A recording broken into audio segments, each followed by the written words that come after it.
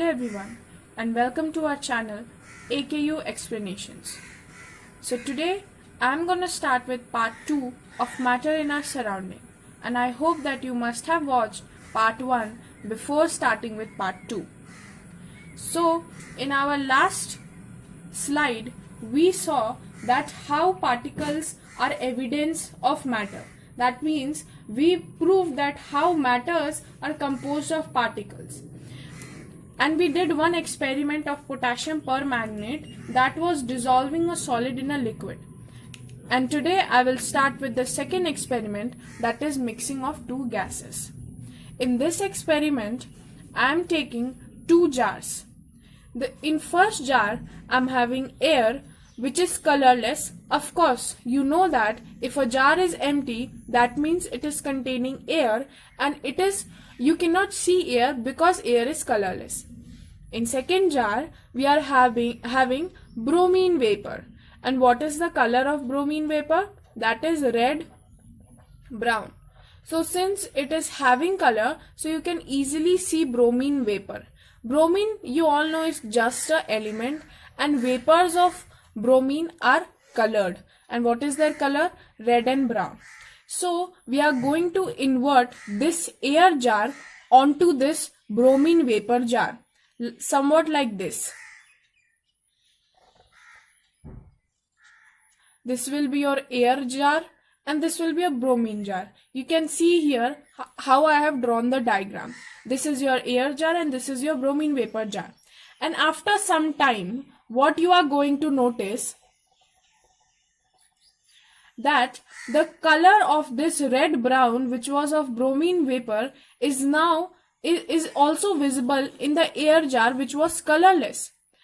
Why is this happening? Because the particles of bromine vapor are colliding with the particles of air, and because of that the two particles, suppose this is bromine vapor particle and this is air particle, so they both are going to come close to each other since they are moving at a very high speed, and they will collide, and when they will collide they will dissolve with each other, and the movement of these particles are in all direction. That means it is random, due to which they get mixed uniformly. The mixing is uniform because the particles, it is not that the particles are just moving in this direction. They are moving this, they are moving this, in all the directions. So in all the direction, in all the parts of the container, the particles of bromine water are going to enter.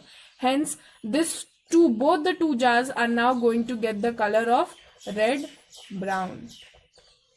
Okay. So from the first experiment, which was of potassium permanganate, and the second experiment of bromine vapor, what we have concluded? What was the conclusion? So there are two conclusions, that matter is made up of tiny particles. Of course, how? The example which I gave you of raindrop. How many particles are there? 10 to the power 21 particles of water are there in a small raindrop. And secondly, that the particles of matter are constantly moving. Here I just told you that since they are moving,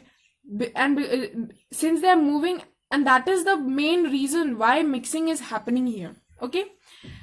So after the second part, now we are moving to the third part of evidence of particles are present in matter. So this is our Brownian movement. So please listen here carefully. I have seen many students found this topic very difficult to understand, but actually this topic is very, very easy. So what actually Brownian movement is? It is just a random motion and zigzag motion of particles. Random and zigzag motion of particles. This is how particles move. You can see here very nicely that suppose that this red dot which I have made, this is a particle. Okay, let's start from here. This is your first position of the particle. This is the first position of your red particle. Now this particle is moving. As I told you that the particles are moving in all directions. So here it is moving in all directions. So here I'm just showing you one single particle, movement of one single particle. This is its first position, second position, third position, and so on. These are the different positions of this single particle. Similarly, if a different particle is also here, okay, along with this red particle, you have blue particle also. So it will be moving somewhat like this.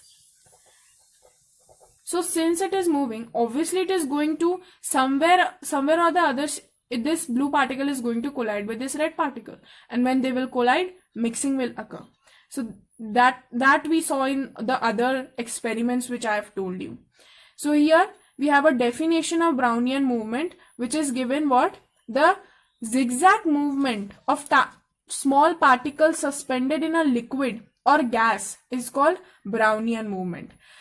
Now you must be having a question or a doubt that why I have written only liquid or gas? Why not solid? Because here we are talking about movement of particles, and you have studied in your smaller classes that solids, they are packed very tightly with each other. So the movement is almost negligible. Okay? Movement of particles in solid is almost negligible. Therefore, we are not taking here the example of solids, but we are taking the example of liquid and gases. Now moving on to the next topic, that is characteristic of particles of matter. We know that matters are made up of particles. Okay? And particles are made up of what? Atoms and molecules. I told you this in first part of this chapter. Okay? So, particles of matter. Characteristics. What are the characteristics of particles of matter? The first characteristic is the particles of matter are very, very small.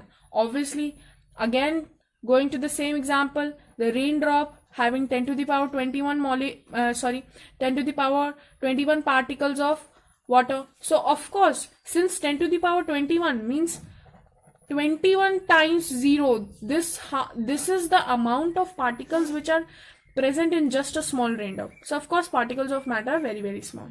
Second point, the particles of matter have space between them. Yes, of course, I told you the potassium permanganate experiment. The potassium permanganate particles were getting into the spaces which were between the particles of water. These are the particles of water, and this is the particle of potassium permanganate. Okay. So this potassium permanganate was getting into the spaces which were present between the H2O particles. So they have spaces. Third, the particles of matter are constantly moving. Yes, Brownian movement. I told you just now. Now this fourth point. This is important because you have not yet studied, or I have not told you till now. They attract each other. The most and the very important topic of, the important example here will be solids. You know that solids are very rigid, very tightly packed. Why? Because there is attraction between them. There are a lot of attractions which are present between solids. That we'll talk about later.